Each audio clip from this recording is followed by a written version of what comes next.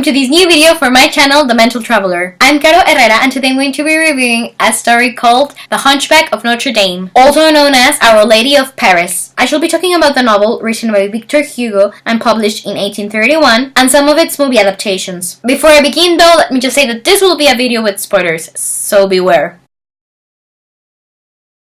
Growing up, I really liked watching Disney's The Hunchback of Notre Dame. I liked the songs, the settings, the characters, the villain, and although it wasn't my favorite Disney movie, I really enjoyed it because it was a period drama, and since I was a young girl, I've loved stories set in the past. And as to the sequel, I remember watching it and I liked it, but not as much as the first one. But then everything changed when I was 17. I was watching the last season of the OC, and there's this episode where two of its characters are watching a black and white adaptation of The Hunchback of Notre Dame. And after that I wanted to see it for two reasons. I have always loved old Hollywood films and I'd never seen this movie before, but also because a year earlier I had discovered the story of the Thornbirds, and so I had a thing for watching forbidden, passionate love stories with priests. Also, I'm saying this because in the book the character of Frollo is a priest. I get though why Disney changed his character into this government man though. Anyways, I ended up watching all of the adaptations of The Hunchback of Notre Dame that I could get my hands on, but my favorite ones are the one that I'm going to be reviewing today. The 1939 version starring Charles Laughton and Maureen O'Hara, the one from 1982 with Derek Jacobi and Anthony Hopkins, the Disney version with the voices of Demi Moore and Kevin Kline, and the 1997 version with Richard Harris, Salma Hayek, and Mandy Patinkin. But yeah, when I was 17, I had already been a lover of classic novels for some years, so I bought the book, and while I didn't quite understand everything that was going on, there were some bits that really stuck with me. 2 weeks ago I reread it for this video and I thoroughly enjoyed it. It's just a masterpiece. I've been to Paris twice, and because of the book, Notre Dame is one of my destinations that I definitely have to revisit every time that I'm in that city. But yeah, whenever I'm in Paris, it's just amazing to be inside Notre Dame. The first time I was there, I went inside the church and it was beautiful. And the second time I was there, I didn't go inside the church and I really wanted to go up on the tour where the bells are, but there wasn't enough time, so that's a bummer, and I hope I can do it the next time I'm in Paris. But yeah, it was really cool because this last time I was there, I had the book really present on my mind. So when I was taking the tour on this river, I was imagining the character of Frollo on a boat like he does in a scene in the book. Or I did go up to the front of the church and I just sat there for a while on my own, imagining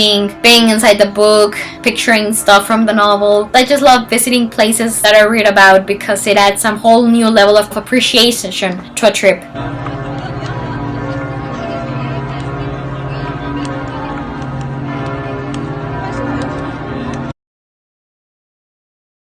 It's set in Paris in 1482. I really like the synopsis found in the back cover of my book, so I'm going to share it with you all. A mad priest, a vagabond playwright, a social climbing soldier, and a deformed bell ringer are all captivated by a gypsy girl's beauty and charm. 2 of them will betray her, but the other 2 will remain loyal, even in the shadows of the gallows. These outlaws find sanctuary within the walls of medieval Paris' greatest monument, the Grand Cathedral of Notre Dame. If you're only familiarized with the Disney version, then I'm afraid you're in for a rude awakening, since the novel is actually way darker. And that's not a bad thing, but that may surprise some of you. Some of the examples could be that, as I said, Frollo is actually a priest in the book, and I don't see him as a villain. In fact, I don't think that there's a single villain in Victor Hugo's work, seeing as all of the characters have good and bad qualities and traits, making them very complex, making them more human, making them deeply layered characters and more relatable. And as to Esmeralda, well, she's younger in the books, she's just 16. She's a teenager with typical teenage behavior and reasoning. And as to Phoebus, he's less of a romantic hero and more of a ladies' man in the book.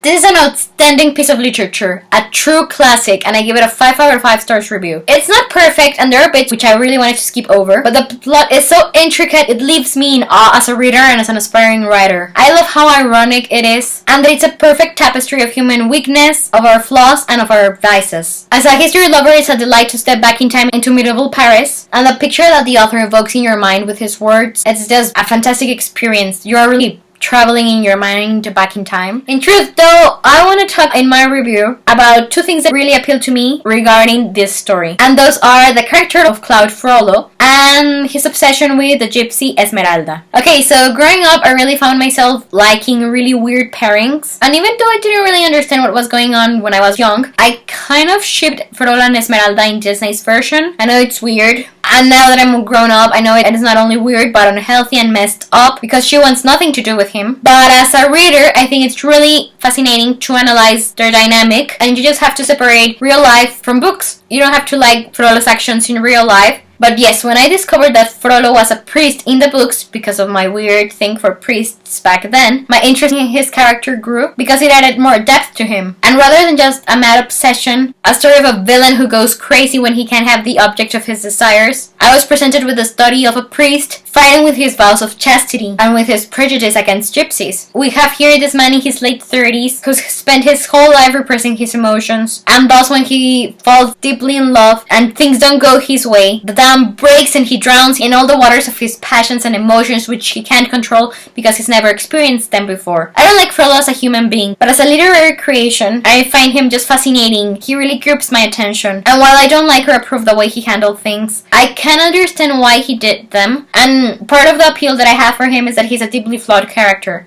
He's not boring. And while The Hunchback of Notre Dame is not my favorite book, it does contain my favorite chapter ever, La Siete Ogni Speranza, which in English means Abandon All Hope. It's the chapter where Frollo first confesses his feelings for Esmeralda, and I think it's a perfect example of the point I'm trying to make. And while, yes, it is a horrible situation when you come to think about it, because Esmeralda, who is a 16-year-old love-struck teenager with the character of Phoebus, doesn't know how to handle the intense attentions of a man twice her age whom she does not find attractive, and she's completely in her right to behave and react the way she does when she rejects Frollo. It's understandable. And yet, whenever I'm reading his declaration in this chapter, I think it's a perfect example of exposing the inner conflicts of the human heart and soul in a novel. Whenever I'm rereading the chapter, because I do it quite often, I can feel his passion threatening to take over the page, over my imagination. Anyways, moving on. I also want to review some of the novel's adaptations. I like the 1939 version because it captures the eerie, bleak atmosphere from the story. It's very somber and dark. The one from 1982 is my favorite because that's the Frollo I like best. I really like the innocent, vulnerable look Derek Jacobi brought to that character. The 1997 version starts one of my favorite actors ever as Frollo though, Richard Harris, and it's amazing to see him explore his talent with the challenge that the character of the mad priest presented. As to the most famous adaptation, one Disney made, I think it's interesting that they took the character of Frollo and even his relationship with Esmeralda and in a way completely transformed it. I prefer the book's version, but Disney's take on it is fascinating too. We have a cold, cruel magistrate who desires a woman who he can't have, a woman whose race he despises,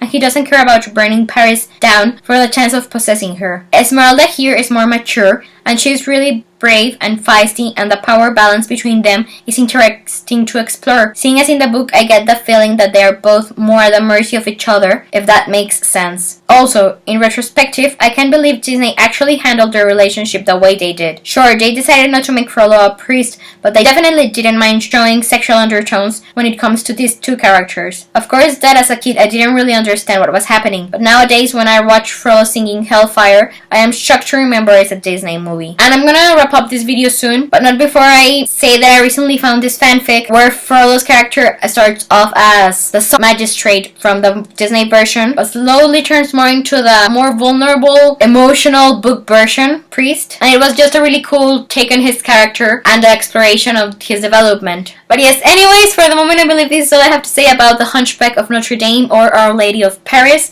Hope you enjoyed my review of it. Please let me know if you did or didn't. I'm keeping my fingers crossed that you did. I'd love to talk about this story with you, so please share your own thoughts about it with me. In the description box below you can find a link to the novel's Goodreads page, as well as a link to the IMDb page for the Disney version, 1939 version, the 1997 version, and the 1982 version. Anyways, I'm Caro Herrera, the Mental Traveler, and I hope you have a wonderful day in whatever little corner of the world you find yourself in. I'll be seeing you soon. Goodbye.